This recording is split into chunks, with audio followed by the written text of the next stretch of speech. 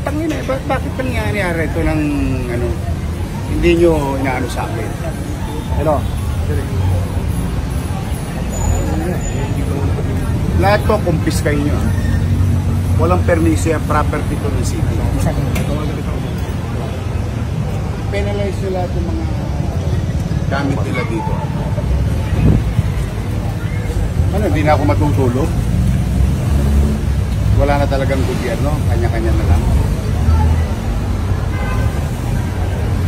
Tangin ng mga congressman yan.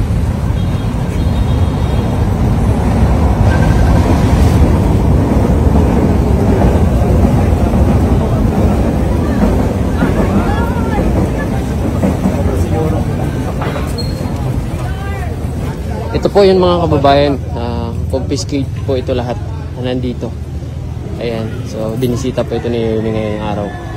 Ayan, yan po ay walang ano, mga abiso. Yan, mga illegal. So tara, samahan natin si Yomi. Ay, pinagkakaguluhan si Yomi.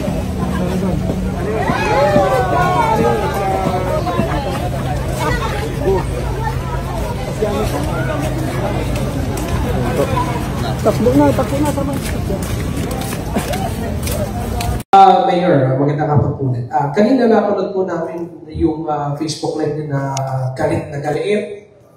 Parang hindi yung may isko yung nakita namin kanina. Parang mayroon kayo in-inspection na isang construction site. Yes. At pinakandado nyo, pinakukupis kayo yung mga equipment doon. Ano po yung konteksto doon? Ano po yung kwento sa likod doon? Bakit po ipinatigil nyo yung itinatayong proyekto ng isang congressman? Ang initial, kasi magpapatayo kami ng bagong library. Tapos nakita ko, biglang giniba yung basketball court doon na pag-aari ng lungsod ng Maynila. Tinanong ko si Andres kung may permit ba. Wala daw siyang alam na nabigyan ng permit. Tinanong ko yung taong bayan, yung chairman, ang sabi, project daw ni Congressman Joel Chua. Paano nangyari yun? Walang permit.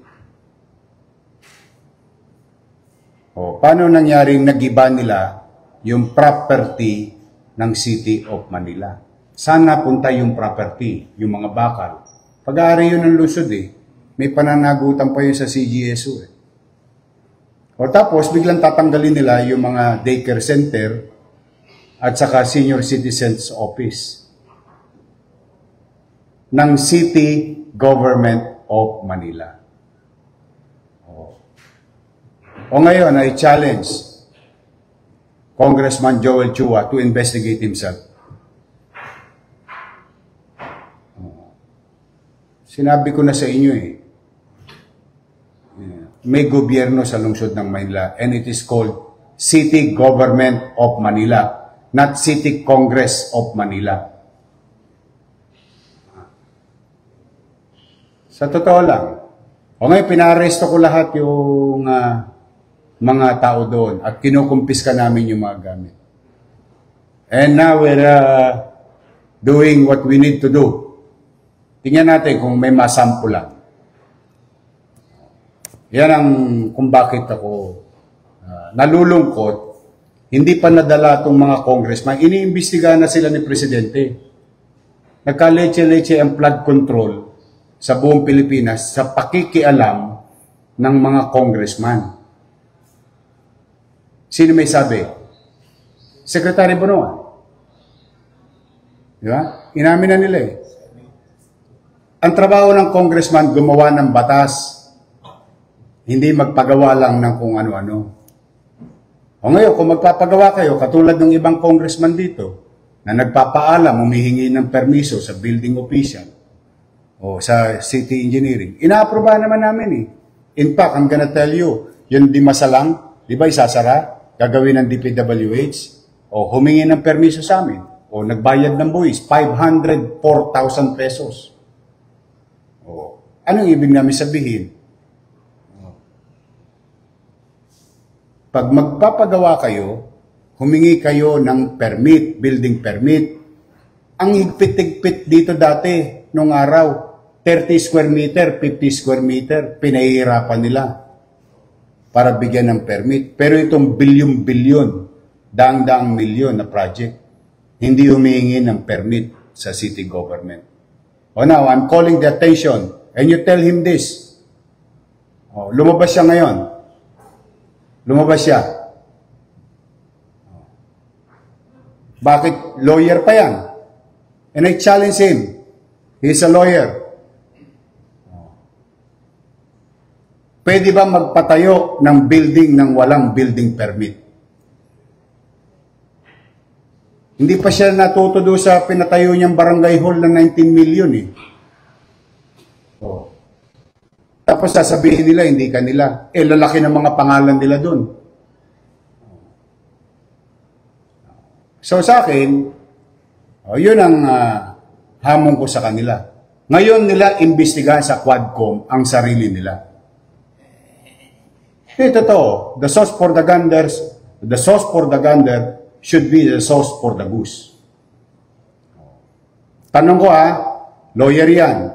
Itanong mo sa kanya, ito po tinatanong ni Yorme sa inyo.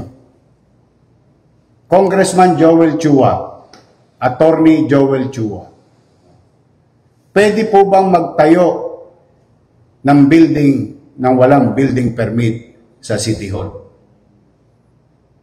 He is a lawyer. I am no lawyer. I may be wrong. Tapos nadurog. Tapos na-disenfranchise yung mga mamamayan namin. Mayor ba siya? Baka lang nahirati sila, nasanay sila nung nakaraang panahon na nagagawa nila yung gusto nilang gawin. Hindi. Kanina, naawa ko doon sa mga matatanda. Biri mo, alam mo ginawa, pare? Pinatayan ng kuryente. Tapos pinalalayas.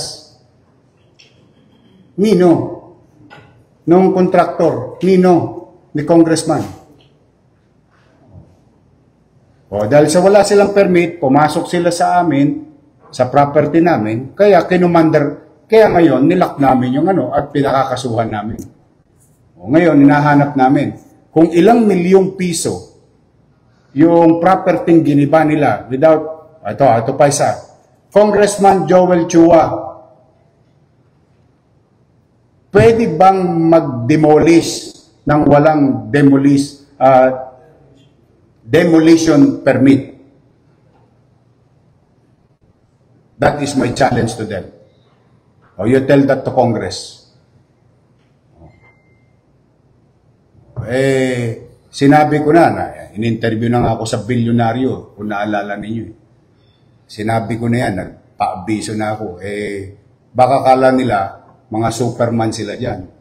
Basta ako, may pananagutan sa taong bayan. Abusado yan mga, katulad yung isang congressman pa doon sa District 2, yung Sunog Apog Pumping Station. Wala rin. Yan ang nangyayari, base doon sa tanong mo, bakit hindi mag-iinit ang ulo ng mga mayor? Bakit? Pakiramdam nila kasi, sila na ang pinakamakapangyarihan na taong gobyerno sa buong Pilipinas. They can do what they want to do because they are congressman. They can investigate who they want to investigate because they are congressman. On the premise of what? Good governance. Uulitin ko. Good governance. Sige. Pwede ba mag-demolish ng building ng gobyerno nang walang demolition permit? Pwede ba mag-construct vertically, horizontally, nang walang building permit? He's a lawyer, and I challenge him directly. Sabihin niya ngayon kung alin ang tama at mali. Baka mas magaling siya sa akin kasi lawyer siya. Iyon ang ko. Kaya ako talaga